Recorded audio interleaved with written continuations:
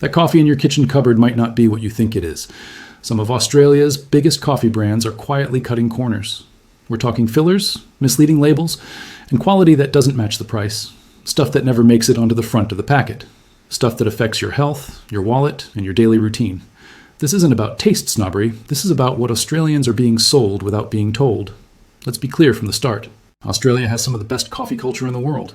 World-class roasters, independent cafes doing things properly, farmers, importers, and roasters who actually care. But sitting right next to that good stuff is a darker side most people never look at. Mass market coffee, supermarket coffee, coffee built for profit first, quality last. And today we're breaking down 7 coffee brands sold across Australia that you should seriously think twice about buying. Not because they're cheap, not because you don't like the flavor, but because of what shows up when you dig deeper. Independent lab testing, ingredient analysis, supply chain sourcing, and the gap between what the label implies and what's actually in the tin. And before anyone gets defensive, listen carefully. This isn't a hit job. Some of these brands do a few things right. We'll call that out too. But if you drink coffee every day, if you're feeding it to your partner, if your kids are growing up around it, you deserve to know this stuff. So let's start with how the game actually works in Australia. Most supermarket coffee isn't designed for freshness. It's designed for shelf life. That means beans roasted months ago, sometimes over a year before you open the packet. Oxidation, loss of flavor, and chemical changes that affect how your body reacts to it. Did you know coffee oils go rancid over time? Did you know stale coffee can increase bitterness and stomach irritation? Check your pantry tonight. Is there a roast date or just a best before? Because that difference matters more than you think. Now let's get into the brands. Brand 1, International Roast. This one's everywhere. Coles, Woolworths, office kitchens, hospital staff rooms. It markets itself as strong, reliable, no-nonsense coffee. And yes, it's affordable. That's the good part. Here's the part they don't highlight. International Roast uses extremely dark roasting. And that's not about flavor. That's about masking low-grade beans. Dark roasting hides defects, moldy notes, poor harvest quality, inconsistent sourcing. Independent coffee analysts have pointed out that ultra-dark roasting is one of the easiest ways to standardize bad beans. You burn it enough, everything tastes the same. Lab tests on similar mass-produced dark roasts have shown higher levels of acrylamide. That's a compound formed during high heat roasting. Not unique to coffee, but significantly higher in over-roasted products. Now, is it illegal? No. Is it ideal if you're drinking it every single day? That's the question. Would you still buy it if it tasted strong because it was burnt? Not because it was good? Brand 2, Moccona. This one hurts for a lot of Aussies. Because Moccona has built a premium image. Glass jars, gold lids, European branding vibes. And it's priced like a quality product. Here's the reality check. Moccona is instant coffee. And instant coffee is a heavily processed product.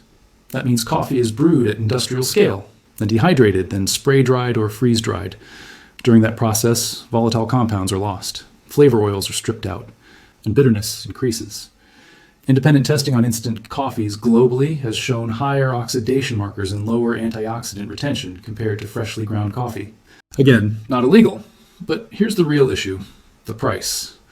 You're often paying premium prices for a product that costs far less to produce than fresh roasted beans. Did you know the raw coffee used in instant blends is often lower grade than whole bean coffee? Check the label. No origin transparency, no roast date, no processing disclosure. Would you pay cafe prices for something that's been sitting in a warehouse for years? Brand 3, Nescafe Blend 43. This is an Australian icon. It's been in households for generations, and Nestlé knows exactly how powerful that nostalgia is. Here's what doesn't get talked about enough. Blend 43 is built for consistency, not quality. Beans are sourced from multiple countries, blended to hit a flavor profile, not to showcase quality. Nestlé has made public commitments to ethical sourcing. And yes, they've improved traceability compared to the past. That's the good side. But independent investigations into global coffee supply chains have repeatedly shown issues around low farm gate prices. Farmers being paid the bare minimum, pressure to maximize yield over quality. When coffee is pushed to be cheap and uniform, someone in the chain pays for it. Often it's the grower, and again, the processing. Instant coffee, long storage times, minimal transparency. Ask yourself this, if this coffee didn't have decades of branding behind it, would it still stand on quality alone? Brand 4, Vittoria. Now, this one is more complicated, because Vittoria actually does some things right. They roast locally, they supply cafes, they've invested in Australian operations. So what's the issue? Scale. As brands grow, they often compromise consistency and freshness. Vittoria coffee sold in supermarkets is not the same as what you get in a good cafe. longer distribution chains, older stock, packaging that prioritizes shelf life over degassing. Independent coffee testers have found that supermarket Victoria beans often lack roast dates or use vague batch codes. That's a red flag for freshness. Coffee peaks within weeks of roasting. After that, it declines fast. So if you're paying premium prices for beans roasted months ago, are you actually getting premium value? Would you accept bread without a bake date? So why accept coffee without a roast date? Brand 5, Lavazza, another brand with massive recognition, Italian heritage, European cafe culture branding. And again, some positives. Lavazza invests heavily in sustainability programs. They fund farmer initiatives. They talk openly about supply chains. But here's the issue. Australians rarely hear. Lavazza blends are designed for international markets. That means compromise. Beans from multiple continents, blended to survive shipping, roasted for stability, not nuance. Independent lab comparisons between supermarket Lavazza and fresh local roasts show significantly lower aromatic compounds. In plain English, less flavor, less complexity, more bitterness, and yet the price stays high. You're paying for the name, not what's in the bag. Check the packaging next time. Does it tell you when it was roasted, or just when it expires? Brand 6, Coles and Woolworths Home brand coffee. This is where it gets really uncomfortable, because these brands move massive volume, and they compete almost entirely on price. That means pressure on suppliers, on farmers, on quality control.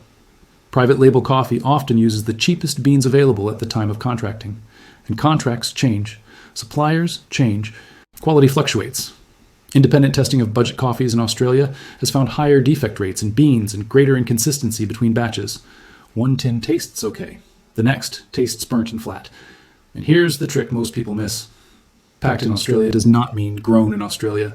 Most coffee cannot be grown here at scale. So when you see Australian branding on budget coffee, it's about packaging, not origin. Do you know where your coffee actually comes from? Or are you just trusting the colors on the label? Brand 7. Flavored and functional coffees. Think vanilla blends, hazelnut, added vitamins, energy boost claims. These are exploding right now. And this is where lab testing gets genuinely worrying. Some flavored coffees rely on artificial flavor compounds, not natural extracts. Independent ingredient analysis has shown synthetic flavoring agents that add aroma, but no real flavor. Some functional coffees add powdered supplements that degrade when exposed to heat, meaning you're paying extra for benefits that may not survive brewing. And the kicker? Flavored coffees often use lower grade beans because the flavoring masks defects. You're not upgrading your coffee. You're covering it up. So what's the pattern here? It's not that these brands are evil. It's that the system rewards shortcuts. Long shelf life, low cost, strong branding. And most Australians never question it because coffee feels harmless, normal, routine. But when something becomes routine, that's when companies stop explaining it. Here's what to do instead. Look for roast dates, not best before dates. Look for origin transparency. Even Brazil's single origin is better than nothing. Smell the beans. If they smell flat or dusty, they're old. Support local roasters when you can, even occasionally. Ask questions at the cafe. They usually love talking about it. And no, this isn't about becoming a coffee snob. It's about not being quietly ripped off. Because once you see it, you can't unsee it. The difference between marketing coffee and real coffee is massive. And the worst part? Most people never realize they've been drinking the downgrade version their entire adult life. Tonight, when you make your next coffee, look at the packet before you open it. Check for a roast date. Check for origin. Check how much you're paying for the name alone. Then come back here and tell me the brand sitting in your kitchen right now, not to shame it, to investigate it. Next episode, I'm digging into cafe coffee myths and why some $6 flat whites are just supermarket beans in disguise. Once you start asking these questions, the food industry gets very uncomfortable.